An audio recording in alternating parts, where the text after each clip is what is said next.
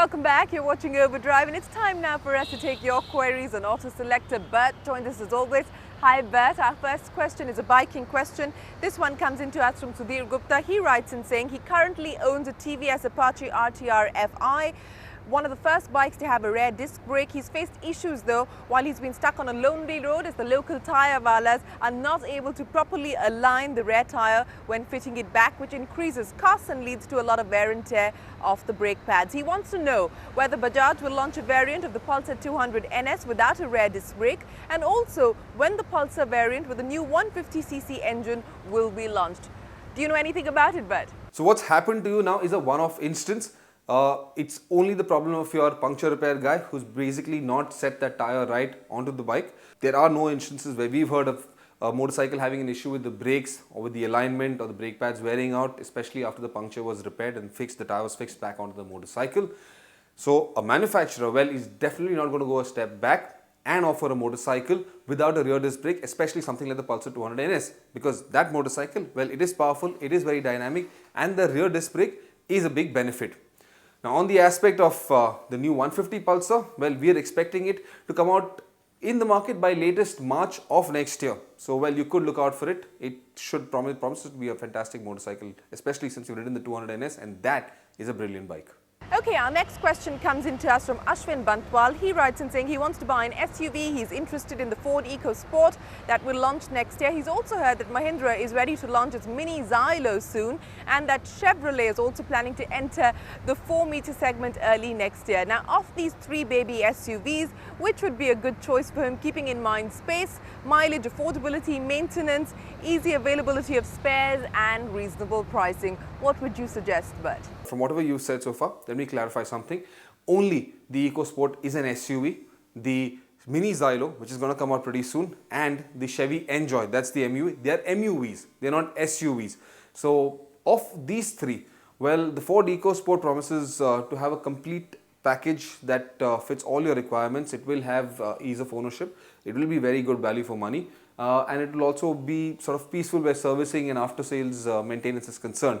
But the most comfortable, the most well established amongst all of these three is definitely the Mahindra. Now we haven't driven the Xylo, especially in the shortened wheelbase form that it's going to come out. That's going to come out very soon. But we expect a lot out of it. It is going to be a nice MUV to drive around, especially because of its compactness. It's going to be a boon in the city.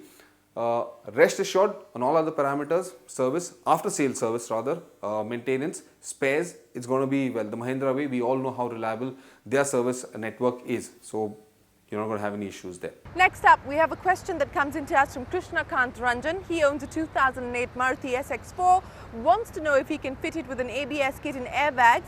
If yes, how much would that cost him, and will it be as effective as a factory-fitted version? Retrofitting ABS and airbag units onto your cars, well, definitely a big no-no, principally because we don't have anyone in the country who's experienced or skilled enough to do a very professional and thorough job of this. Now, as you'll understand, the ABS kit, putting an ABS kit, retrofitting it, is a delicate operation. It's also a very complex and expensive operation, and if you don't get it right, well, the negative aspects of that could be very, very dangerous. Same with the airbag kit.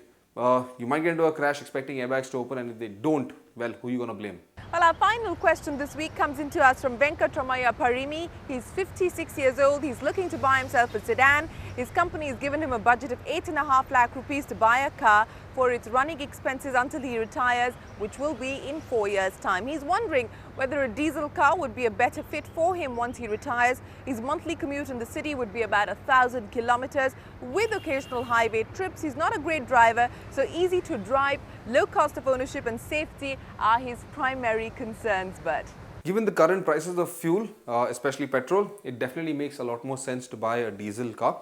The only issue with the diesels are that there's a long waiting period to buy a diesel car. Otherwise, diesels definitely are more fuel efficient. Modern diesels are much more reliable than what they used to be in the past. They're also easy to maintain. Given your budget of about 8.5 lakhs, I think the best cars for you in those choices within that price band is either the Etios, the Toyota. It's a fantastic sedan, spacious on the inside, a very comfortable car to drive, great ride quality. It's also got all the features that you would want from a sedan. Or you could look in for the diesel Vento, though the 8.5 lakhs may not be enough. It may be very close to the borderline of where the Vento diesel starts. So you really won't get a car that's packed with a lot of features. However, the diesel Vento, it's a fantastic car to drive. Looks definitely upmarket, much more premium than the segment it belongs to. It's got fantastic drivability. It's also got great ride comfort. Interiors, they're nice, they're very European, and it's well and solidly built. So in all those aspects, the Vento definitely is the nicer car. But again, your price bracket, the Etios makes the most sense. Rather. Well, happy driving, Mr. Parimi, and happy retirement when you do decide to take a break 4 years later. With that, it is time for us to wrap up Auto Selector for this week. As always, if you have questions, we have the answers. Send us your questions to helpdesk@overdrive.co.in.